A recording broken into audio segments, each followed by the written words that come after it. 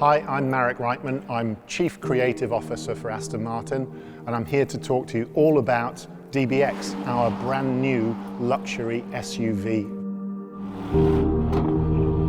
The proportion is as much to do with the visual language as it is to do with the driving dynamics. So if we look at the front of DBX, you'll notice a very short front overhang because we've pushed the engine as far back as we could to almost create a front mid-engine layout. And that emphasizes the Aston Martin grille. This is probably the biggest Aston Martin grille we've ever developed because as the first SUV, we really wanted to show that it's an Aston Martin with a very, very typical form language to the grille. You'll notice the inflection, the Aston Martin feeling, the wrap of the grille, real aluminium extruded sections for the grille, so it's metal to touch, beautifully crafted. Again, we look at the badge, made by Vortons, enameled. You can also get this badge in a carbon fiber or an all black finish, but it's made as a piece of jewelry, handmade in the jewelry district.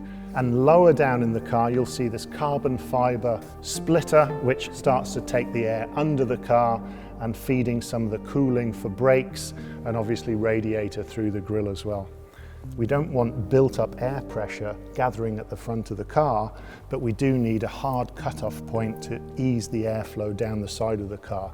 Here we have the daylight running light, and on the inside of the light is an air intake that relieves the high-pressure air built up and feeds it into the wheel arch and dissipates the air, so you're not getting that high-pressure build-up.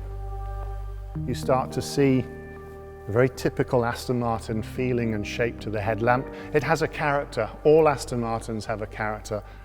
If we come down to the side of the car, you'll see it's got a traditional Aston Martin side strake, really telling you this is an Aston Martin. From every aspect, from the front, from the side, from the rear of the car, you'll see Aston Martin in its DNA. Diamond turned wheels and a 22-inch wheel with a black inner really emphasize, again, the precision nature of all the componentry that sit on DBX.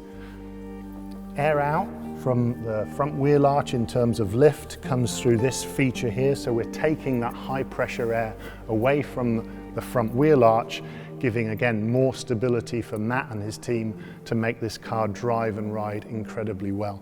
If we come down to the lower area, you're looking for better airflow along the side, so it exits cleanly and you have much better aero count. We're also using the golden proportion, that 1/3 to 2/3 relationship. We're putting the car in shadow here so that your mind is really reading the upper part of the car in relation to the glass house, so you get that proportional relationship. Plus, it looks as though it's lifted off the ground and it's moving even when it's static. We use all the principles of design in the same way that we develop our sports cars, so it truly is the Aston Martin of SUVs. And as we come to the back of the DBX, it's really important to look at the aerodynamics that form the functionality and part of the design language at the back of the car, because the aerodynamics is integrated within the body form. You'll see the very, very typical Aston Martin flick and inflection, which reflects the grille shape at the front. So important because this ducktail actually provides several counts of downforce to keep the back of DBX very, very stable. And also uniquely, you'll notice no rear wiper because a lot of the cleaning of the windscreen is done by this unique spoiler system that has a separated air function. So air attached to the screen, cleaning, and obviously air over the top of the spoiler, which helps again in counts of downforce to keep this car agile and perfectly poised on the road.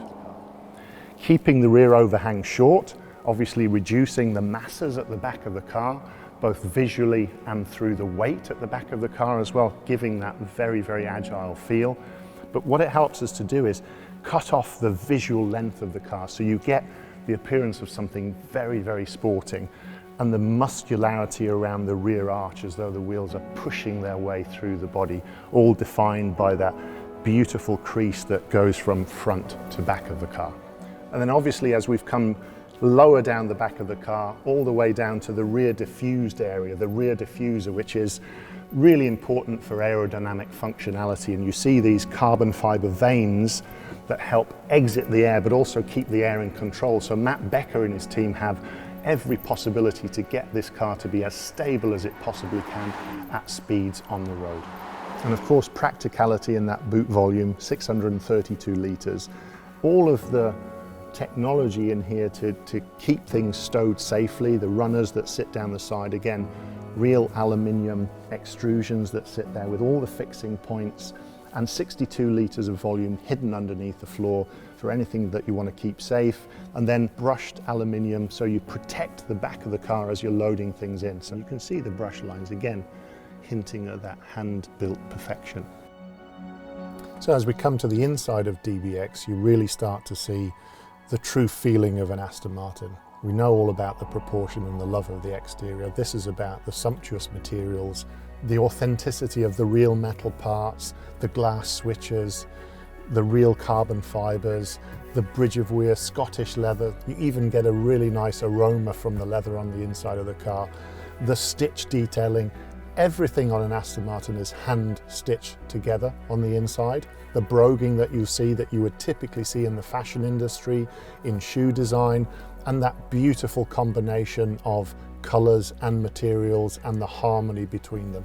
That's what the inside of DBX is all about, and all of that with 5 people in mind. 2 6'4" people in the front, and in the rear 3 6'4" people, so 5 people, my height, comfortably in DBX.